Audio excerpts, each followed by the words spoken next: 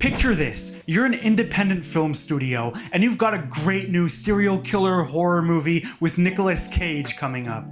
Now imagine leaving Nick Cage out of the marketing completely and still making $80 million at the box office in your first 3 weeks. Today we're talking all about Neon's insane marketing campaign for Longlegs and how this indie horror film that cost less than $10 million to make got immense success at the box office this summer. If you haven't heard of Longlegs, first of all, where have you been living? And second of all, let me tell you all about it. It was a highly anticipated horror movie that came out this July, directed by Osgood Perkins. And it stars Maika Monroe as an FBI agent who's searching for a serial killer played by Nicolas Cage, who, you guessed it, is named Longlegs. While the movie has a marketable A-list star and very much has an appeal to the modern horror audience, it's very much difficult to bring a movie like this into the mainstream in a very IP-driven post-COVID theater landscape. The approach Neon took with the marketing this year was incredibly daring, and it all started with a cryptic ad titled "Remember to Say Your Prayers." No mention of the title,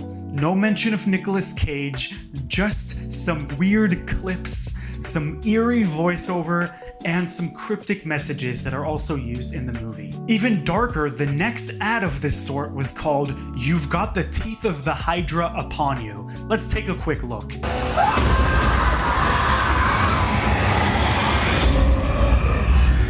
And these trailers were the first to market the film in January 2024, and they only started marketing the film with the title in February. So this was a month of film fans and horror fans online speculating what this movie could be, including other horror titles from Neon that had already been announced by the studio. Not only that, but they attached the trailer for Longlegs in front of every horror movie in theaters from January to July of 2024. That means The First Omen, that means Immaculate, that means A Quiet Place Day One, that means Maxine.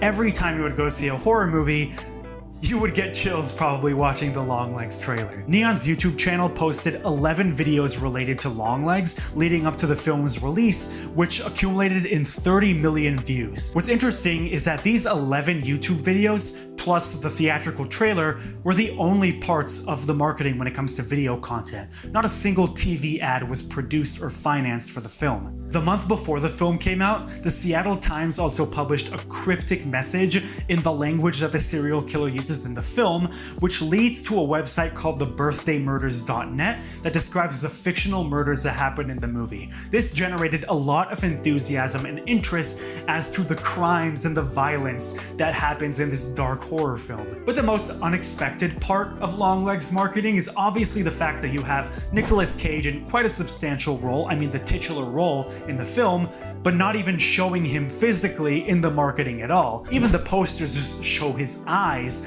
but you wouldn't have guessed in a million years that that was Nicolas Cage without the context. Here's what Neon's president of publicity, Christina Zisa, said about this decision to omit Nick Cage from the marketing. Very few filmmakers and producers with Nicolas Cage in a film would agree to a campaign where you don't show him.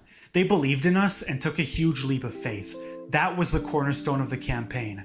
Oz Perkins and the producers were incredible partners from day one. Neon's chief distribution officer, Elisa Fedorov, added this: "We kept Cage under wraps and factored in the imagination of the viewer, which is the scariest thing. We focused on Maika as the lead and played on the cat and mouse serial killer cop dynamic," which was very clever considering serial killer content is so popular these last couple years. But also leaving things to the viewer's imagination is not something we're used to these days in genre filmmaking. In a year where we've had a slew of cliché genre films, it's nice to see one where the studio invites its audience to embark on a challenge. And the challenge is, here, imagine what this character might look like until you see this thing that's exclusively saved for the big screen. And I think Neon managed to strike a real balance with audiences because it's a genre they know, but it's gonna get real dark and bloody and chilling. Or they're telling you that this actor you like is in it, but they're not showing you how he looks, just playing his voiceovers to you. And let me tell you, watching Longlegs in theaters, Neon really achieved the intended effect. In the opening scene of Longlegs, you see Cage from about the chin down, and that shot really makes you want to like try and get a peek to how he'll look, and then you see him for exactly half a second in that opening scene, and then you only really see glimpses of him until the second half of the film. And once you see him, it generates this really chilling effect, like you're looking at the darkest corner of humanity, like you're looking at something or someone that you're not supposed to see. And Cage really got under my skin, not just because of the insane makeup on him and the performance, but also because I didn't get that chance in the marketing or the online stills to take in his look before I was going to experience it in theaters. Suddenly, in a dark theater where the image is bigger than you and Cage is in the shot with you, you're suddenly transfixed because, like I said, it's like you're looking at an FBI file that you're not supposed to. And what this effect achieved for us audiences in the theater is make Cage's character, a human being, feel like a walking nightmare. Like a demon walking among us in Earth that's here to wreak havoc and destroy everything. And overall, I think the movie's incredible. It's, in my opinion, the best horror film of the year so far, and experiencing this chilling, dark atmosphere with two amazing performances from Maika Monroe and Cage. And the violence is just so pessimistic and dark and hopeless that I had to like shake off the final act of the movie. And I know some people took issue with where the final act goes, but I really think that it enticed me throughout the whole runtime. The directing was terrific. The editing and the cinematography lets things breathe, even though the runtime is short. Some scenes really take its time or just put things in the background. It takes both real and possible supernatural and makes it feel like a really new but also an all-time great serial killer flick. Ultimately, Neon's approach to the marketing really paid off. Longlegs came out on the same day as Fly Me to the Moon, which is a film from Sony Pictures, a major studio starring two A-list actors, Scarlett Johansson and Channing Tatum. The movie not only made way more than Fly Me to the Moon, but it finished second place at the box office, right behind Despicable Me 4. It was the highest opening weekend for Neon ever, and the highest for an original 2024 horror movie. Not only that, but it was Nicolas Cage's first movie to make over 20 million on its opening weekend since Ghost Rider's Spirit of Vengeance 12 years ago. And as we speak, it's become Neon's highest grossing film in the US, beating Best Picture winner Parasite. In addition to those 30 million views on YouTube, the movie also has a Reddit thread with people reacting to seeing the film in theaters that has over 1.1 million subscribers. And another fun thing that Neon did a couple weeks after the movie came out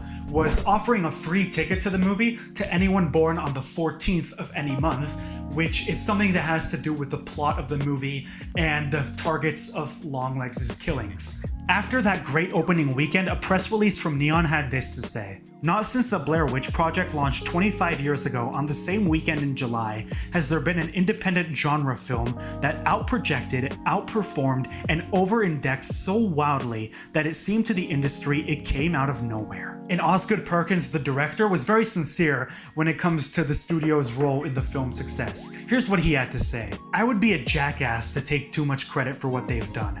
Neon really responded strongly to the movie. The raw materials of the movie really excited them, the way it looks, the way it feels, the way it sounds. They asked me early on, 'Do we have your permission to kind of go nuts?'